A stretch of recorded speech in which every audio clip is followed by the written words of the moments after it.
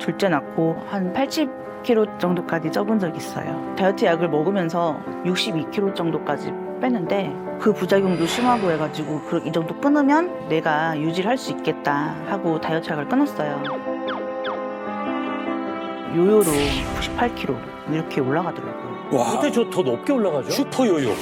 요요를 한 번만 겪어도 진짜 힘들거든요.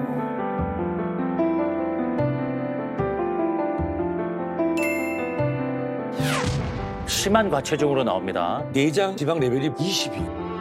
다이어트 약을 먹었을 때는 식욕이 일단 없어지는 건 둘째치고 완전히 사람이 무기력해지는 거예요. 그래서 일어나서 도무지 아무것도 할 수 없는 상태.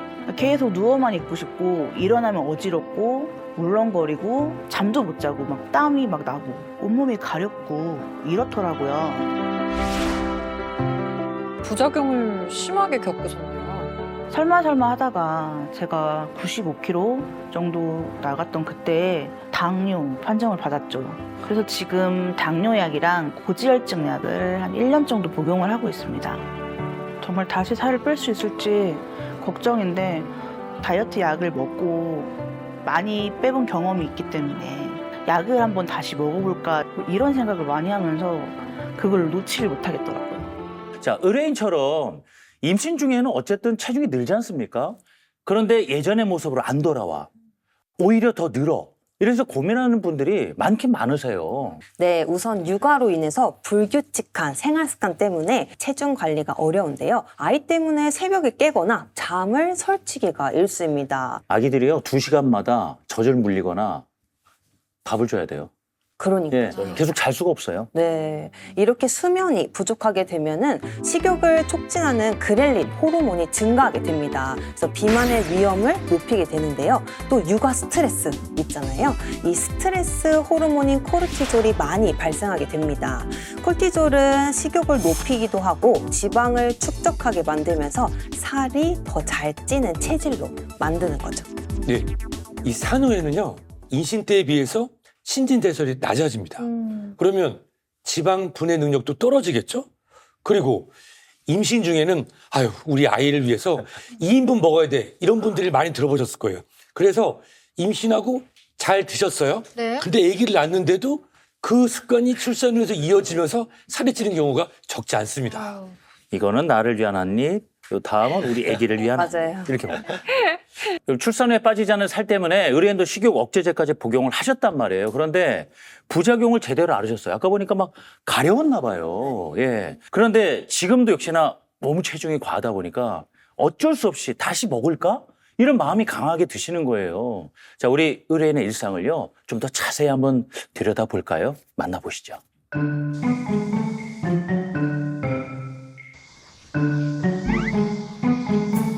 과연 뭘까요? 뭘까요?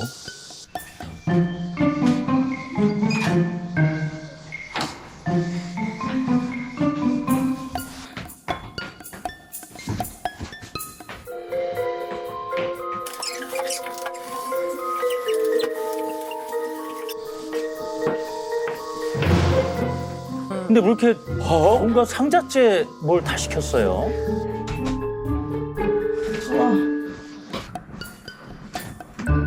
좀 체중이 많이 나가다 보니까 조금만 움직여도 땀이 많이 날 수밖에 없는 거죠? 살찌고 나서부터 이렇게 조금만 움직여도 덥고 땀나고 이랬는데 참 그게 뭐라고 그 정도밖에 아유 들고선 이렇게 더워하는 제가 너무 좀 짜증나고 스트레스 받네요 진짜. 아우 짜증나. 아우 왜 이렇게 스트레스 받아. 아우 시간 진짜 안 되겠다. 아우.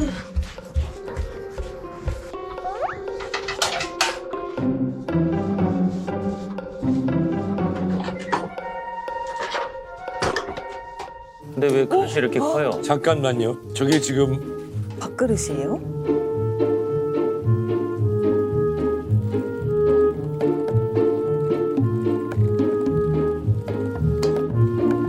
비빔밥 같은 거. 그렇지 해서 식구들끼리 나눠 먹으면 되니까. 그래야 될 것 같아요. 3공기 가까이 되는 분량 같은데 네. 말이에요. 이게 밥그릇이 아니잖아요. 거의 세수대야예요. 각종 김치, 고추장까지 짜고 당분에 걱정 태산입니다.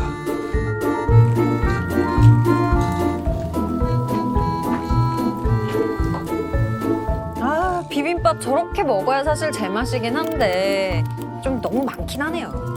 아니, 식욕도 좋으신 편이네요, 결국은.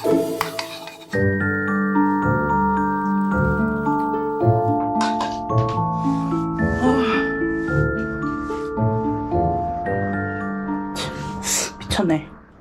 이거 다 먹었네.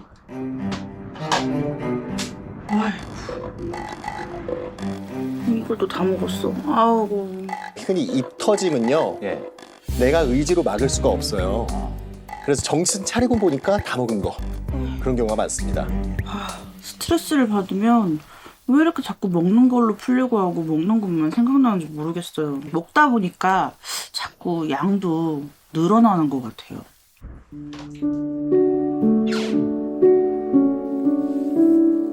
사실 약을 끊고 막 먹게 되니까 죄책감이 좀 크더라고요. 근데 한편으로는 또 먹고 싶은 거 다 먹을 수 있으니까 어느새 먹는 게 행복하다 막 이런 생각을 제가 하고 있더라고요. 근데 그런 생각 때문에 자꾸 이게 스트레스 받으면 먹는 걸로 이렇게 푸는 것 같아요. 지금 심리적인 부분과 식욕이 연결이 돼 있네요.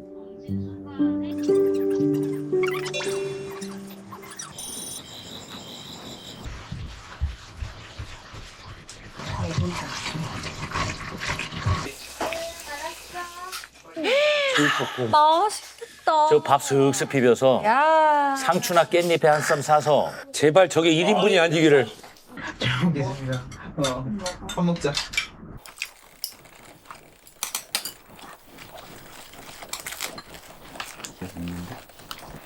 고기는 항상 쌈과 함께.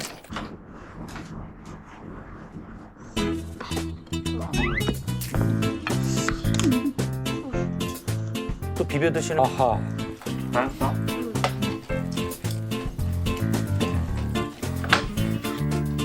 쌈을 안 드시는구나. 아하.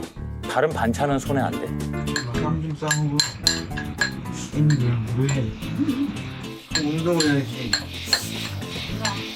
뭐 하시러 와요? 운동 안 해도 골고루 먹어야지. 좀 많이 먹어. 쌀 먹으랬어요. 엄마 좋아하는 거. 싫어. 안 먹어? 반대로 된 것 같은데. 쌀 먹으면 맛있다. 쌀 먹으니까.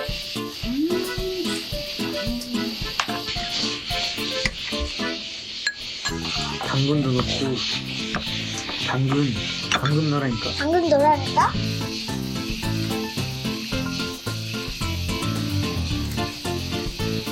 맛있잖아. 야채를 먹어야지. 쌈을 먹어야지. 솔직히 살찌면 다 안 좋잖아요, 몸에. 저렇게 있으면 좀 걱정되기도 하고 맨날 무기력하기도 하고 그래서 좀 잔소리 많이 하게 된 것 같아요. 고맙긴 한데 귀찮아요, 사실. 귀찮고 듣기 싫어요. 아들이 저한테 운동하자고 많이 권유를 하는데 물론 그 마음도 아는데 저는 그게 오히려 더 스트레스더라고요. 먹고 죽은 귀신은 때깔도 좋다. 아하. 오늘 일단은 먹자. 아하. 다이어트 내일부터 하면 된다. 하면서 먹는 것으로 이제 스트레스를 딱 풀고 누워서 드라마도 많이 보고 그러죠. 그런데 왜 스트레스를 받으면 이렇게 음식이 강하게 땡기는 것인가? 좀 논리적으로다가 좀 과학적으로 설명을 좀 해주세요. 네, 제가 논리적이고 과학적으로 설명드리겠습니다. 우리 몸은 스트레스를 받으면 우리 콩팥, 심장 위에 이제 모자처럼 생긴 부신이라는 기관이 있습니다. 이 부신에서 스트레스 호르몬인 코르티졸이 분비가 되는데요. 이 코르티졸은 식욕을 억제하는 렙틴 호르몬을 저하시켜서 식욕 조절 기능을 방해합니다. 그러다 보니까 배가 고프지 않은데도 허기를 느끼게 되면서 음식을 찾게 되는 거죠. 그리고 실제로 스트레스를 많이 받은 남성이 그렇지 않은 남성에 비해서 비만일 확률이 55.3%나 높았다고 합니다. 그만큼 비만의 원인이 스트레스라고 볼 수 있는데요. 그런데 스트레스 호르몬인 코르티졸이 뱃살을 증가시키는 원인이 되기도 합니다. 중년 여성분들이 가장 스트레스 받는 부위가 뭐 뱃살 뭐 이런 데 아니겠습니까? 맞아요. 이것도 이제 스트레스 때문에 생길 수 있다는 말씀이에요. 그럼요. 자, 스트레스 호르몬, 이 코르티졸이 실질적으로 복부, 지방을 집중적으로 키우게 하는 그런 영양소 같은 역할을 합니다. 단순히 칼로리 섭취나 또는 운동 부족 때문에 발생하는 게 아닐 수도 있어요. 예를 들어서 활동량도 비슷해요. 조금 드시는데도 자꾸 뱃살이 나온다. 이거는 스트레스를 비롯해서 여러 호르몬의 영향으로 발생할 수도 있는 것입니다. 네, 뿐만 아니라 스트레스 호르몬인 코르티졸은 단백질을 당으로 분해해서 포도당을 증가시키는데요.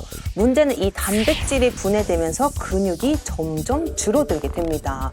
그래서 중년 여성분들을 보면 팔다리는 가늘고 배만 볼록 나온 거미형 체형이 되기 쉬운 거죠. 자, 쉽게 상상해 볼게요. 네. 스트레스 받았어요. 그럼 또 폭식하게 되죠. 네. 그럼 살찌죠. 그럼 또 살쪄서 스트레스 받고, 그럼 또 다이어트 하면서 또 스트레스 받고, 그럼 결국에 또 스트레스를 풀려고 폭식을 하고, 살은 더 찌고, 아이고, 계속 악순환을 거듭하게 되는 겁니다. 그런데 아까 그 제육볶음 식사할 때 가족들은 쌈을 싸서 잘 먹는단 말이에요. 그런데 오늘 의뢰인 같은 경우에는 오로지 제육에다가 그 양념 쓱쓱 묻혀서 그냥 밥만 고기하고 떠먹는 모습을 보였거든요. 네. 이것도 문제 아니에요? 네, 의뢰인 식습관 보니까 흰 쌀밥, 정제된 탄수화물이었어요. 이렇게 정제된 탄수화물 위주로만 먹게 되면 칼로리 섭취가 늘어나면서 남은 열량이 결국에는 중성지방 형태로 몸에 쌓이게 되는 거예요. 이는 당뇨의 위험도도 커지게 만들 수 있습니다.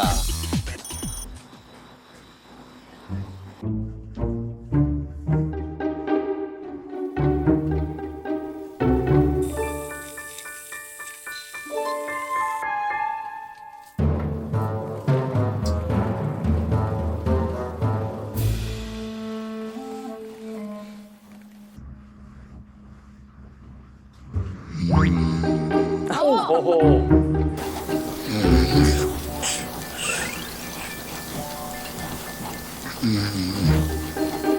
코 고는 소리예요, 이게? 수면 부족증이 온 것 같습니다.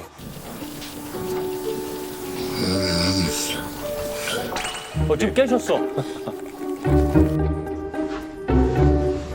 코 소리보다도 본인이 지금 숨이 막혀가지고 깼을 가능성이 있습니다.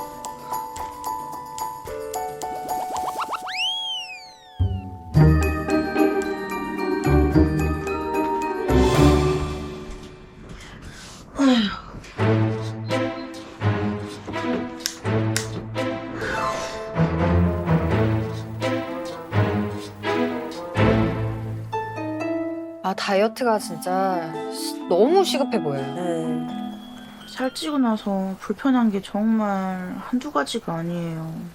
깨고 나면 덥고 이러니까 항상 이렇게 거실에 나와서 에어컨 바람 쐬고 선풍기 바람 쐬고 좀 괜찮아지면 들어가고 그래요.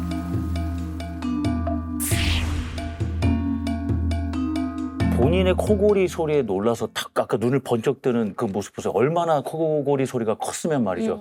야, 저 당황스럽겠는데요. 네. 예.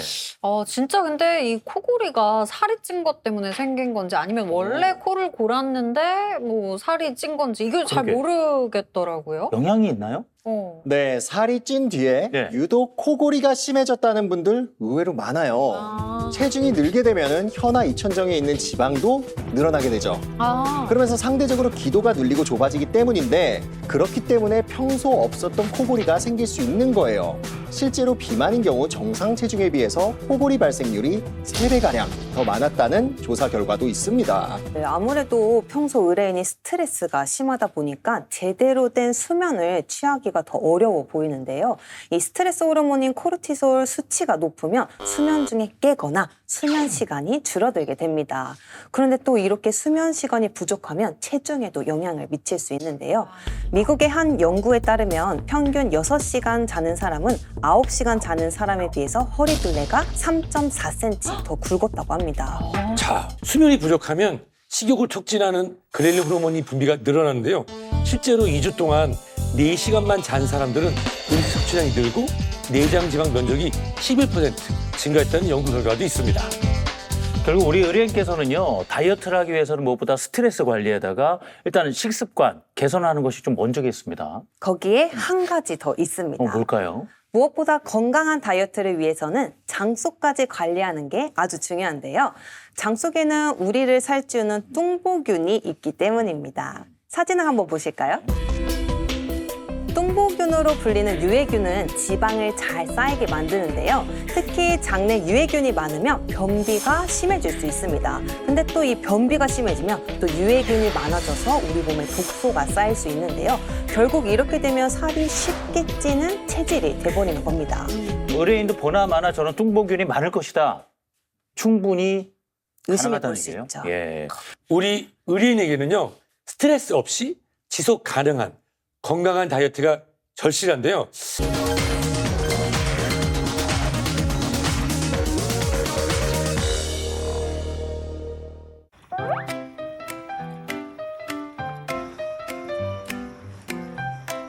아침부터 부지런히 움직이시는 모습이 눈에 띕니다.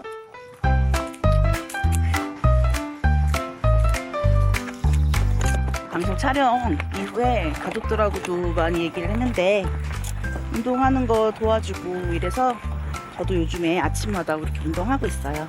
쭉쭉쭉쭉쭉쭉 가자. 한 달 동안 잘 해보자 했잖아요. 빨리 가, 빨리. 엄마랑 이제 운동 계속 꾸준히 하니까 엄청 좋네요. 엄마도. 와, 예전에는 귀찮고 스트레스 받던 다이어트 대신에 웃음 가득한 다이어트를 하고 계시네요.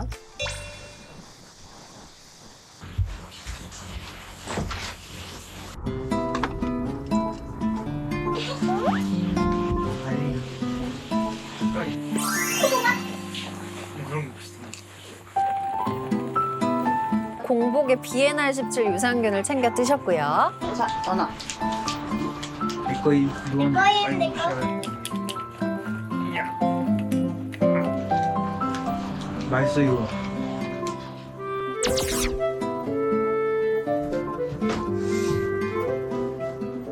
야, 이제 소파 엉덩이가 붙어있을 틈이 없네요. 작은 것에서부터 노력하시는 모습 칭찬합니다. 아침에 일찍 일어나서 운동하고 땀 흘리고 집안 청소도 좀 이렇게 하고 이러다 보니까 기분이 좀 많이 좋아졌어요. 잘 먹겠습니다. 먹겠습니다.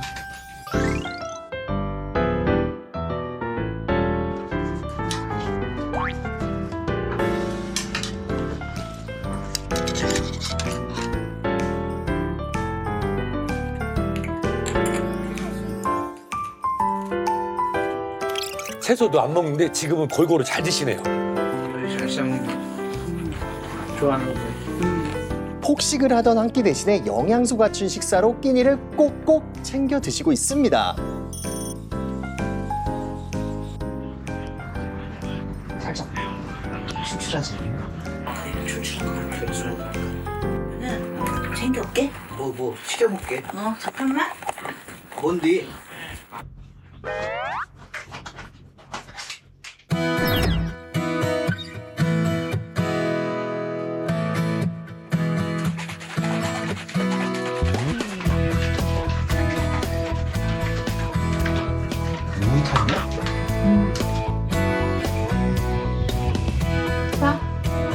짠. 이게 자식이야? 출출할 때 야식 대신에 단백질 쉐이크. 현명한 선택입니다. 소소하지? 괜찮네? 이거 숟가락만 남자 하잖아. 이렇게 스트레스 좀 덜 받고 이렇게 계속 꾸준히 해서 살도 좀 많이 빠지면 아이들하고 나가서 사진도 좀 많이 찍고 그렇게 놀러 다니고 싶어요.